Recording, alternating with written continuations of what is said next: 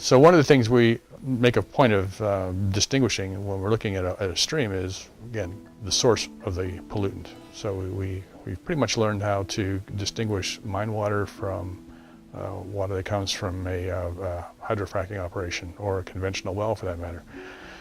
Those are what we call brines. So you have mine drainage and you have brines.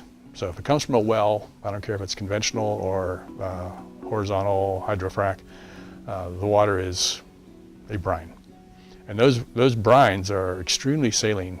Lots of sodium chloride, lots of calcium chloride, lots of magnesium, lots of strontium, barium, and bromide. The thing is that you have this high sodium chloride, calcium chloride water coming back from wells. It distinguishes them from mine water. Mine water, on the other hand, is calcium, sodium, sulfate. Mine water in this part of the world is very heavily dominated by sulfate. And it also tends to be more alkaline than the water you get out of a well.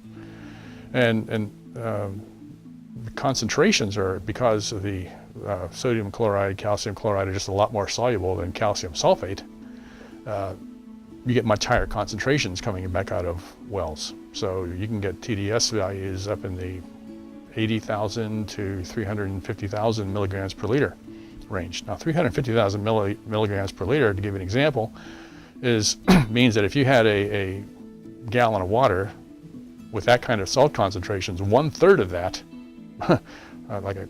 more than a quart, would be solid salt. Okay, so that's really saline water. You would float on that water.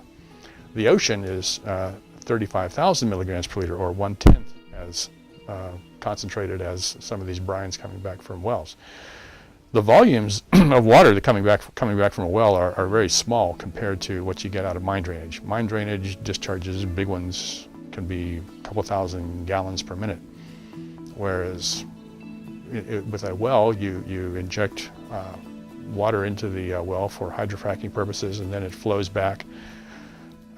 And generally, we reckon that about 1/3 of the water is lost downhole, that you never comes back again. But the water that comes back is very saline, and it keeps getting more and more saline through the flowback cycle. But at the same time it's becoming more saline, the concentration, it's becoming more saline, the flows drop off. So you might be getting a couple thousand barrels a day to start out with, but it's down to maybe a couple barrels a day after 6 weeks. And for the whole time the well is in production, it's dribbling out a couple tens of barrels per day. And that's why you see all these big green tanks around these wellheads that have gone into production. Those are collecting produced water and also gas condensates.